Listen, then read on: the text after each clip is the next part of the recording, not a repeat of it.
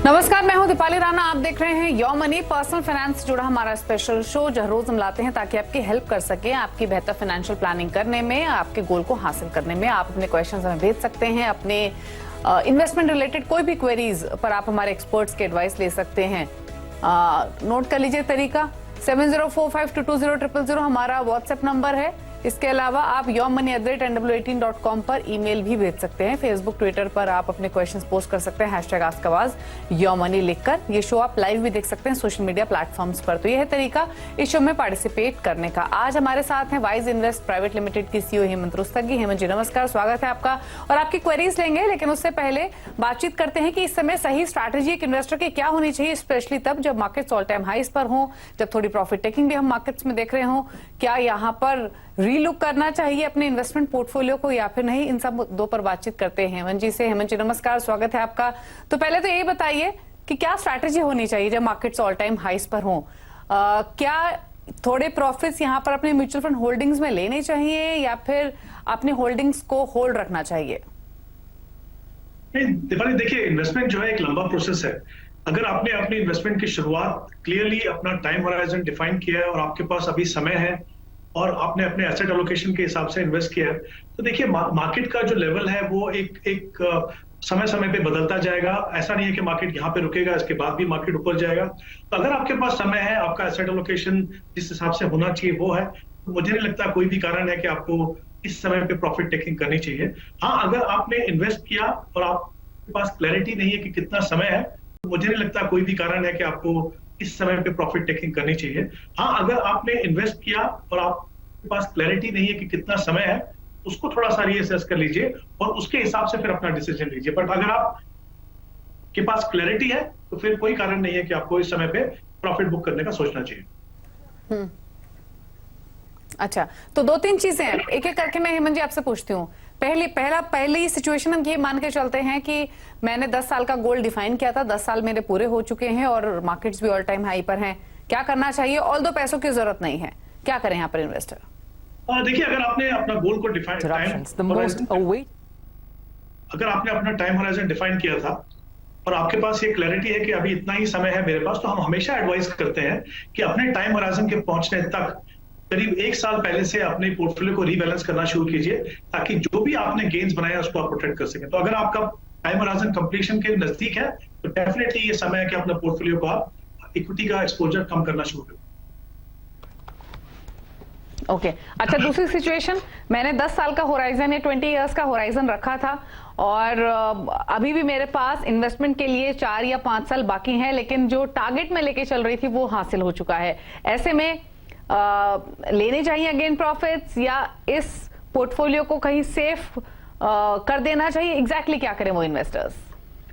दीपाली देखिए, यहाँ पे दो इंपॉर्टेंट एस्पेक्ट है। जैसा आपने एग्जांपल दिया, अगर 4-5 साल का समय है तो कोई कारण नहीं कि इस समय पे आप अपने एसेट एलोकेशन को चेंज करेंगे। दूसरी बात, जहां तक टारगेट के अचीव करने का सवाल है, काफी बार क्या होता है कि हम किसी लंबे गोल के लिए जब शुरुआत करते हैं तो टारगेट सेट करना थोड़ा सा प्रॉब्लमेटिक हो सकता है। हो सकता है आपने थोड़ा कंजर्वेटिव अपना टारगेट बनाया हो, उसको थोड़ा सा रीअसेस कीजिए, स्पेशली जब हम बच्चों की एजुकेशन या रिटायरमेंट के प्लानिंग के लिए जब हम सेव करते हैं तो उसको जरा रीअसेस कीजिए और देखिए कि शायद आपको जितना आपके पास कॉर्पस है उससे ज्यादा की जरूरत हो। और अगर आपके पास 4-5 साल का समय है तो डेफिनेटली आपको जो करंट एसेट एलोकेशन है उस पर कंटिन्यू करना चाहिए।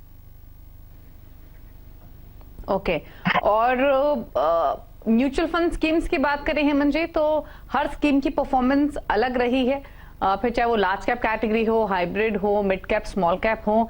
क्या ऐसे पॉइंट पर आकर म्यूचुअल फंड स्कीम्स को रीलुक करना चाहिए जहां भी फंडामेंटल एट्रीब्यूट्स में चेंजेस देखे गए हैं?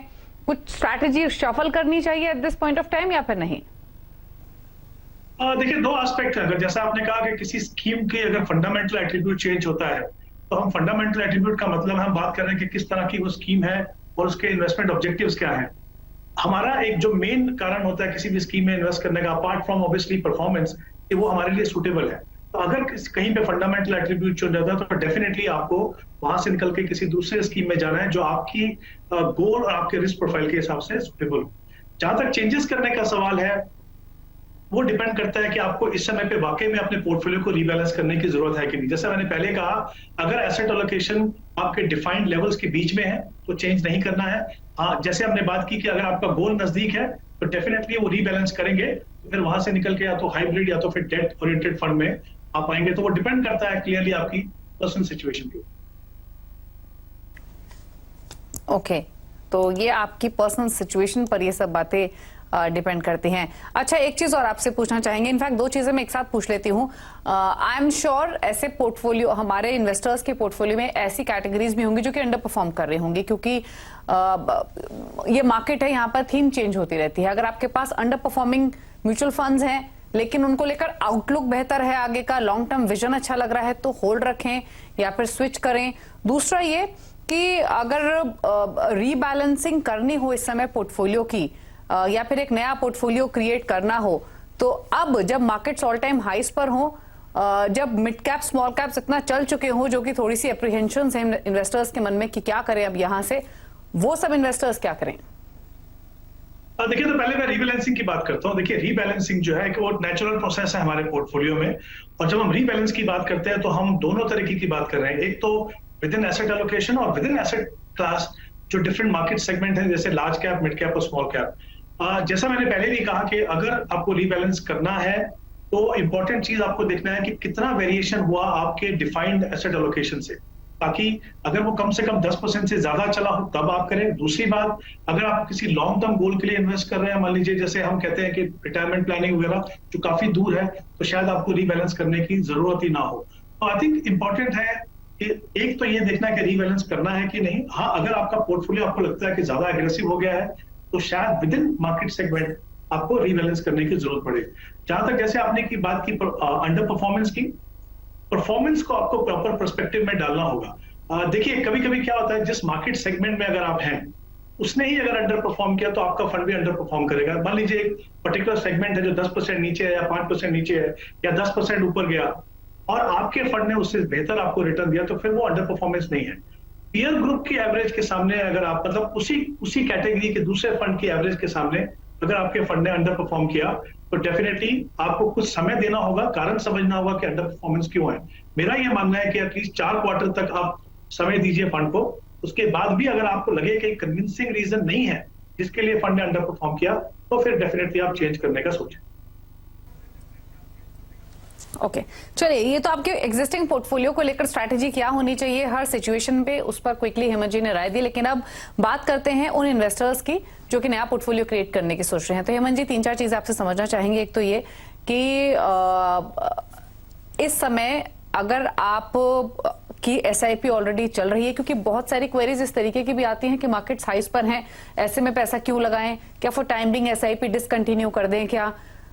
उन इन्वेस्टर्स के लिए क्या सजेशन होगा जो सोच रहे हैं ऑल टाइम हाइज मार्केट के लिए थोड़े समय के लिए रुक जाएं, उसके बाद जब मार्केट्स नीचे आए वापस से कंटिन्यू करें? और साथ ही साथ लमसम इन्वेस्टमेंट जो इन्वेस्टर्स करना चाहते हैं उनके लिए सजेशन क्या है? देखिए, SIP हम जब बात करते हैं तो बेसिकली एक लॉन्ग टर्म कमिटमेंट है, और सबसे अच्छी बात क्या हमने इन्वेस्टर्स ने देखा है कि पिछले कुछ सालों से उन्होंने जो SIP की इन्वेस्टमेंट है उनको अपने गोल्स के साथ अलाइन किया है। तो जैसे हमने पहले बात की कि लॉन्ग टर्म गोल है, मान लीजिए आपका रिटायरमेंट यहाँ से 10-15 साल दूर है, बच्चे की एजुकेशन का भी समय है, या और भी किसी कारण से आपने इन्वेस्टमेंट किया जो काफी दूर है। मार्केट लेवल, जैसा मैंने पहले भी कहा कि वो बदलते रहेंगे, मार्केट आपको लगता है ऑल टाइम हाई पे है, इससे ज्यादा भी आगे मार्केट जाएंगी।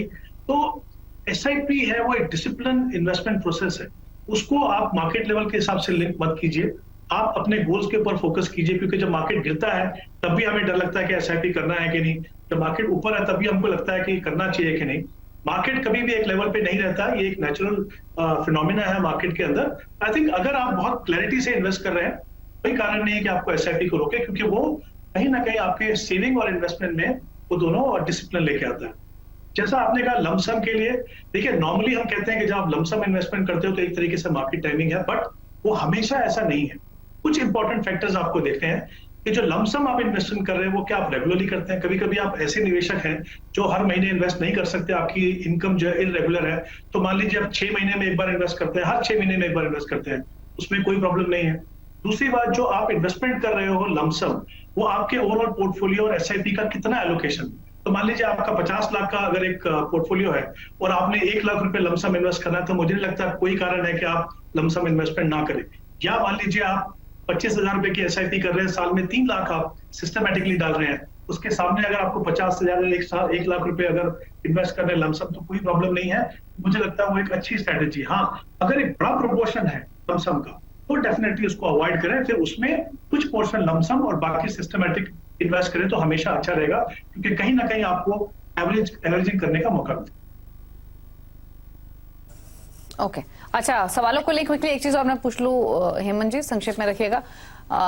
नई एसआईपी स्टार्ट करने के बारे में क्या व्यू है आपका मौजूदा समय में? दूसरा ये थोड़ा सा डिफिकल्ट क्वेश्चन कि large cap, mid cap, small cap, preference कैसे रखें पोर्टफोलियो में? देखिए, जहां तक एसआईपी का शुरू करने का सवाल है, यहाँ पे मुझे लगता है इरिस्पेक्टिव ऑफ मार्केट लेवल आप एसआईपी कभी भी आप शुरुआत कर सकते हैं, क्योंकि जैसे मैंने पहले भी कहा, उसका पर्पस है एक डिसिप्लिन तरीके से इक्विटी जैसी या दूसरी एसेट क्लासेस में इन्वेस्ट करना। आपके पास लंबा समय रहता है, तो चाहे किसी भी लेवल पे मार्केट हो, आप शुरुआत कर सकते हैं, प्रोवाइडेड आप सही एसेट क्लास को चुन रहे हैं, प्रोवाइडेड आप अपने आप को लंबा समय दे रहे हैं। तो एसआईपी के लिए मुझे लगता नहीं कि आपको कुछ देखने की जरूरत है कि मार्केट लेवल कहाँ है। जहां तक एलोकेशन का सवाल है, लार्ज, मिड और स्मॉल के बीच में, तीनों सेगमेंट का आपके पोर्टफोलियो में इंपॉर्टेंट रोल है। मेरा ये मानना है कि आप लॉन्ग टर्म इन्वेस्टर अगर है, बहुत ज्यादा एक्सपीरियंस इन्वेस्टर नहीं है, तो आपके पोर्टफोलियो में थोड़ा सा बायस जो है ज्यादा लार्ज कैप पे होना चाहिए। मेरा कहने का मतलब ये है कि 50 से 60% आप लार्ज कैप में इन्वेस्ट कीजिए और बाकी जो है मिड और स्मॉल में कीजिए, और मिड और स्मॉल में भी ज्यादा बड़ा प्रोपोर्शन मिड में और फिर कुछ प्रोपोर्शन स्मॉल में। आई थिंक एक थंब रूल है, बट वो डिपेंड करेगा आपकी सिचुएशन के ऊपर, आपके रिस्क प्रोफाइल के ऊपर। एग्जैक्टली। चलिए, तो काफी सारी बातें या फिर काफी सारे टॉपिक्स यहाँ पर हेमंत जी ने कवर किए हैं और आपका कंफ्यूजन थोड़ा सा दूर हुआ होगा, स्पेशली ऐसे माहौल में जब मार्केट्स ऑल टाइम हाइस पर हो रहे, कि इन्वेस्टर कंफ्यूज हो कि करना क्या है एग्जिस्टिंग इन्वेस्टमेंट्स को लेकर और नई इन्वेस्टमेंट्स को लेकर। चलिए, कुछ और क्वेश्चन अगर आपके पास हो तो आप भेज सकते हैं, हम आपके शो में आगे एड्रेस करने की कोशिश करेंगे। फटाफट सब जो कॉलर्स कनेक्टेड हैं उनसे बातचीत करते हैं। परमजीत सिंह चंडीगढ़ से हमारे साथ हैं। सिंह साहब नमस्कार, बताइए सवाल। हाँ जी, नमस्कार मैम। मैम, मैंने अपना पोर्टफोलियो शेयर किया है, उसके ऊपर मैं आपका सजेशन चाहता हूँ। और ये वैसे मैं सीएनबीसी आपका कंटिन्यूअली देखता हूँ, उसके अकॉर्डिंगली ही मैंने ये डिसाइड किया है। फिर भी इसमें कोई अगर सजेशन है, कोई मॉडिफिकेशन है, please let me know. Okay, quickly मैं इनका क्वेश्चन बता देती हूँ हेमंत जी। 52 इयर्स इनकी एज है, 40,000 की एसआईपी चल रही है, जो पोर्टफोलियो की एग्जिस्टिंग वैल्यू है वो 6 लाख के आसपास है और 6 साल में 50 लाख का ये टारगेट लेके चल रहे हैं। 10,000 की और एसआईपी ऐड करना चाहते हैं, तो बेसिकली फिर इनकी 50,000 पर मंथ की एसआईपी हो जाएगी। फिलहाल जो 40,000 रुपए डाल रहे हैं उसमें HDFC large and mid cap, Nippon India small cap, Motilal Oswal mid cap, Nippon India multi cap और एसबीआई कॉन्ट्रा फंड है। 8,000 ईच ही डाल रहे हैं इन सभी फंड्स में। क्लटर्ड नहीं है पोर्टफोलियो, छोटा है, बट फंड चॉइसेस और इनके गोल पर आपके सजेशंस। देखिए सिंह साहब, मैं एक इंपॉर्टेंट चीज आपको यहाँ पे कहना चाहूंगा, क्योंकि आपका टाइम होराइजन जो 6 साल का है और आपका जो गोल है वो काफी इंपॉर्टेंट है। आपने कहा डॉटर्स की शादी के लिए आपको ये पैसा जमा करना है, पूरा का पूरा पैसा आप इक्विटी में इन्वेस्ट कर रहे हैं। जैसा कि हम जानते हैं कि इक्विटी मार्केट में वॉलेटिलिटी रहती है, हालांकि एसआईपी जो है बहुत सही तरीका है इन्वेस्ट करने का, लेकिन इस चीज का आप ध्यान रखिए, या तो आपके पास समय में थोड़ी फ्लेक्सिबिलिटी हो, या फिर आप डेफिनेटली 5 साल के बाद अपने पोर्टफोलियो को, जैसे हमने शो में पहले कहा, उसको थोड़ा सा इक्विटी एक्सपोजर धीरे धीरे कम कीजिए। मैंने, क्योंकि आपके पास बहुत लंबा समय नहीं है, तो मैंने एज्यूम रेट ऑफ रिटर्न सिर्फ 10% लिया है। आपकी जो करंट इन्वेस्टमेंट है और जो एडिशनल 10,000 आप इन्वेस्ट करना चाहते हो, आपका गोल जो है वो डेफिनेटली अचीव आप कर पाएंगे। बट ये 2 चीजों का आप यहाँ पे ध्यान रखिए। जो एडिशनल पैसा आपको लगाना है, आपके जो फंड्स है, मैं बता दूं कि आपकी फंड सिलेक्शन काफी अच्छी है, आपको कोई भी पोर्टफोलियो में बदलाव करने की जरूरत नहीं है। और जो एडिशनल पैसा आपको 10,000 इन्वेस्ट करना है, वो एग्जिस्टिंग फंड जो है, निप्पॉन इंडिया मल्टी कैप और HDFC large and mid cap, उन दोनों में 5-5 हजार रुपए आप इन्वेस्ट कर सकते हैं। ओके, तो फिलहाल पोर्टफोलियो आपका बेहतर है, आप अपना गोल भी हासिल कर लेंगे। इनफैक्ट आप 50 लाख की जगह 60 लाख आसानी से एक्यूमुलेट कर लेंगे।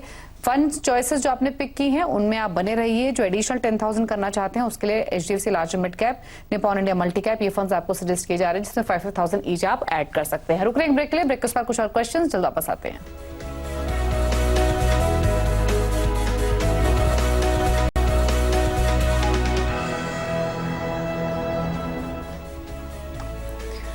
आप देख रहे हैं योमनी। हेमंत रुस्तगी हमारे साथ मौजूद हैं आपके सभी क्वेरीज को आंसर करने के लिए। और अगले कॉलर अजब हमारे साथ मौजूद हैं गोवा से सवाल पूछने के लिए। अजब नमस्कार, बताइए क्या क्वेश्चन है आपका।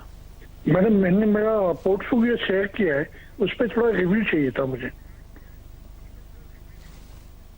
ओके, और डिटेल्स में बता देती हूँ इनके पोर्टफोलियो की। 40 लाख का इन्होंने लमसम इन्वेस्टमेंट किया हुआ है और इसी अगस्त में इन्होंने ये इन्वेस्टमेंट्स की हैं, जहां पर 10 से 12 साल का ये टाइम होराइजन लेकर चल रहे हैं कि 10 से 12 साल में कितना एक्यूमुलेशन ये कर पाएंगे। पूरी इन्वेस्टमेंट इनकी लमसम ही है।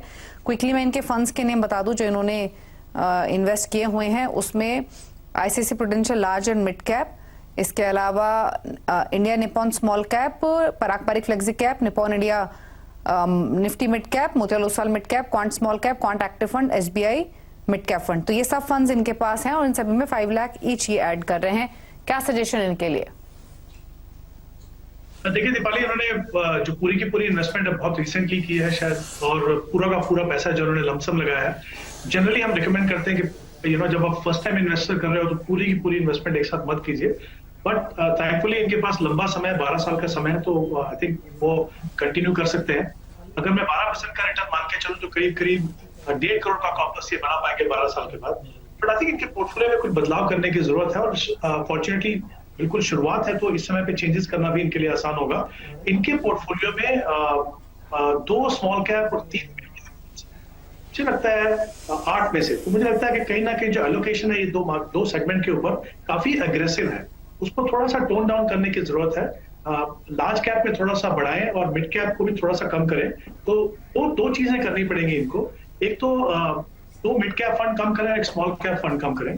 उसमें जैसे रिलायंस ग्रोथ फंड है इनके पास, एसबीआई मिड कैप फंड है, और एक क्वांट एक्टिव फंड है, ये क्वांट स्मॉल कैप फंड। ये 3 को अपने पोर्टफोलियो से निकालें। उसकी जगह में एचडीएफसी लार्ज एंड मिड और निपॉन मल्टी कैप फंड अपने पोर्टफोलियो में इंक्लूड करें, तो सेगमेंट वाइज एलोकेशन भी मिलेगा, थोड़ा सा एग्रेशन पोर्टफोलियो में कम होगा। और जो पैसा इनके पास क्वांट स्मॉल कैप में है, वो कुछ पैसा जो है वो क्वांट एक्टिव में ऐड कर सकते हैं, और दूसरा जो नया फंड ऐड करेंगे निपॉन मल्टी कैप, वहां पे ऐड करें। तो कुछ चेंजेस करें, बट जैसा मैंने कहा कि 12% के हिसाब से करीब करीब 1.5 करोड़ का कॉर्पस से बना पाएंगे, प्रोवाइडेड ये अपने टाइम होराइजन के तक इसको प्रोसेस को कंटिन्यू करें। ओके, चलिए, तो सजेशन थोड़े से बदलाव आपके पोर्टफोलियो को लेकर सजेस्ट किए गए हैं और थोड़े चेंजेस आपको अपने पोर्टफोलियो में करने होंगे। 2 फंड्स हैं जिनसे आपको निकलने की सलाह दी गई है, SBI mid cap, Nippon India growth, और HDFC large mid cap, Nippon India multi cap. इनको आप ऐड कर सकते हैं। हरजिंदर कुमार रांची से हमारे साथ कनेक्टेड हैं। हरजिंदर जी नमस्कार, बताइए अपना सवाल। हाँ नमस्कार मैडम, मुझे अपने गर्ल चाइल्ड के लिए एक पोर्टफोलियो तैयार करना है जिसमें मैं लगभग 8 से 10 हजार पर मंथ SIP कर सकता हूँ तो अगले 12 या 15 साल के लिए। ओके। तो अभी तक मैंने म्यूचुअल फंड में निवेश किया नहीं है, क्योंकि मैं सुकन्या समृद्धि अकाउंट में दोनों बच्चों का करता हूँ। तो मुझे आप प्लीज गाइड करें कि मैं कौन से फंड में निवेश कर सकता हूँ जिससे 12-15 साल तक के लिए मेरे पास एक रिजर्व फंड तैयार हो जाए। ओके, तो फिलहाल कोई भी म्यूचुअल फंड नहीं है इनके पास। हेमंत जी ट्रेडिशनल इन्वेस्टर हैं, ये सुकन्या समृद्धि योजना इन्होंने रखी हुई है, लेकिन अब ये स्टार्ट करना चाहते हैं for 15 years time horizon, 10,000 per month. क्या सजेशन इनके लिए?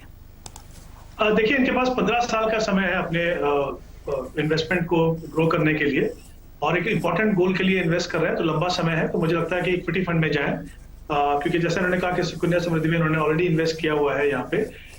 इनका जो गोल है वो एक्चुअली वो 8,000 रुपीज SIP से ही अचीव हो जाएगा, बट क्योंकि ये 10,000 पे इन्वेस्ट कर रहे हैं तो जाहिर सी बात है कि उनको जितना अपना गोल है उससे ज्यादा कॉर्पस बना पाएंगे। 3 फंड्स मैं इनको रिकमेंड कर रहा हूँ यहाँ पे। अगेन ये चीज का ध्यान रखते हुए कि कंसिस्टेंट परफॉर्मिंग फंड और साथ ही डिफरेंट मार्केट सेगमेंट को एलोकेशन ठीक से मिले। तो Nippon India multi cap fund, उसमें 4,000 इन्वेस्ट कर सकते हैं। कोटक इक्विटी अपॉर्चुनिटी फंड है, उसमें 3,000, और पराग पारिक फ्लेक्सी कैप में 3,000। तो ये 3 फंड है, और अगर ये प्रोसेस को कंटिन्यू करें तो डेफिनेटली अपना गोल पूरा कर पाएंगे। ओके, चलिए, तो ये रहे सजेशंस आपके पोर्टफोलियो को लेकर। 3 फंड्स के साथ शुरुआत कर सकते हैं, Nippon India multi cap, Parag Parikh flexi cap और Kotak equity opportunities. Long term vision के साथ इन्वेस्टेड रहिए। शुक्रिया हेमंत जी शो में आने के लिए और हमारे व्यूअर्स की हेल्प करने के लिए, उनके पोर्टफोलियो को बेहतर बनाने में। Thank you so much. इसी के साथ ब्रेक का भी वक्त हो गया है, इसीलिए योमनी में तो इतना ही। ब्रेक के उस पार भी खबरें जारी है CPC आवाज पर। नमस्कार।